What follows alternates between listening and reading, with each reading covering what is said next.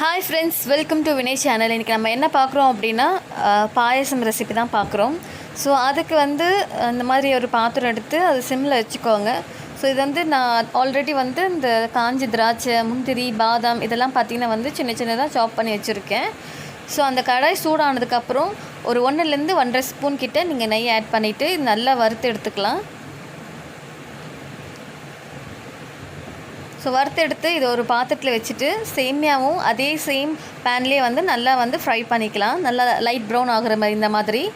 So நான் பார்த்தீங்கன்னா full cream பால் தான் எடுத்திருக்கேன், ஆவின் பால் தான் எடுத்திருக்கேன், 1/2 லிட்டரு. ஸோ இதை கட் பண்ணி அந்த பாத்திரத்தில் நம்ம ஊற்றிக்கிட்டேன்.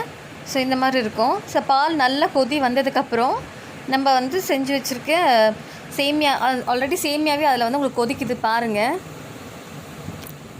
நல்லா இது வந்ததுக்கப்புறம் மில்க் மேட் ஆட் பண்ண போகிறேன் நான்.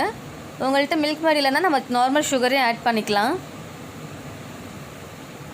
ஸோ நான் மில்க் மேட் இப்போ ஆட் பண்ணிக்கிறேன் பாருங்கள். உங்களுக்கு எவ்வளோ ஸ்வீட்னஸ் தேவையோ அந்த அளவுக்கு நீங்கள் மில்க் மேடோ சர்க்கரையோ ஆட் பண்ணிக்கலாம்.